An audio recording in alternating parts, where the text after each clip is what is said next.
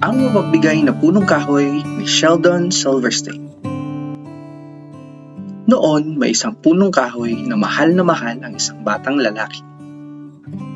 Araw-araw, dumarating ang bata para pumulot ng mga dahon at gumawa ng korona sa magkukunwaring hari ng kagubatan. Inaakit niya ang puno at nagpapaduyan-duyan sa kanyang mga sanga.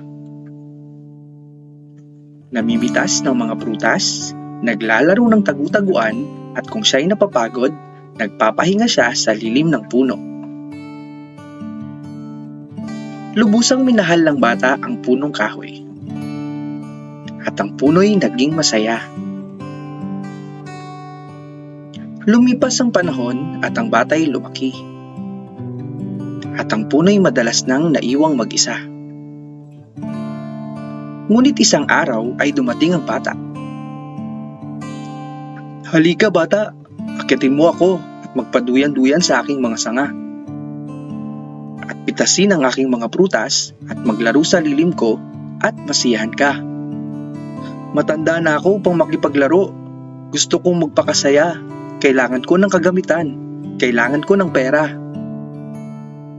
"Pasensya ka na," sabi ng punong kahoy. "Wala akong salapi, mayroon lang akong mga prutas. Kunin mo ang mga prutas ko at ibenta sa bayan. Magkakaroon ka ng pera at ikaw ay liligaya." Pinitas ng bata ang lahat ng prutas at dinala sa malayo. At ang puno ay nasiyahan. Ngunit, matagal na nawala ang bata at ang puno ay nalungkot. Ngunit isang araw, nagbalik ang bata at ang puno'y muling nasiyahan. "Halika bata, akitin mo ako at magpaduyan-duyan sa aking mga sanga. Wala akong panahon para umakyat ng puno. Gusto kong makapag-asawa. Gusto kong magkapamilya. Kailangan ko ng bahay. Maaari mo ba akong tulungan?" "Wala akong bahay," sabi ng punong kahoy. "Ang gubat ng aking bahay. Kung gusto mo, putulin mo ang aking mga sanga upang makapagtayo ka ng bahay at ikaw ay liligaya." Muling lumayo ang bata at nagpatayo ng bahay at ang puno ay nasiyahan. Matagal na nawala ang bata. Sa kanyang pagbabalik, lubos na nasiyahan ang puno. "Halika bata, tayo na at maglaro. Matanda na ako at lubhang nalulungkot para makipaglaro. Nais kong magkaroon ng bangka para lumayo. Maaari mo ba akong tulungan?" "Putulin mo ang aking katawan at gawing bangka.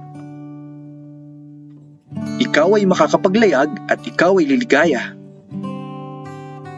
Kaya't pinutol ng bata ang puno.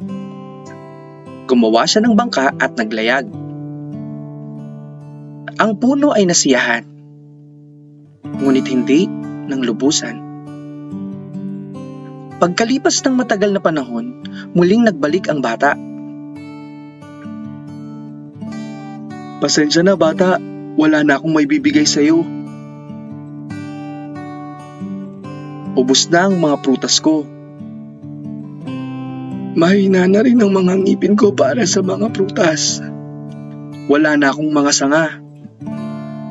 Hindi na rin ako bata para tumuyan. Wala na akong katawan. Hindi ko na rin kayang umakyat ng puno, matanda na ako. Ako'y isa na lamang matandang tuod na puno, pasensya na. Wala na akong kinakailangan ngayon," sabi ng bata. "Ang nais ko lang ay isang tahimik na lugar upang magpahinga." Kung sa gayon, ang matandang tuod ay magandang upuan at pahingahan. "Halika bata at umupo. Umupo ka at magpahinga." At gayon nga ang ginawa ng bata.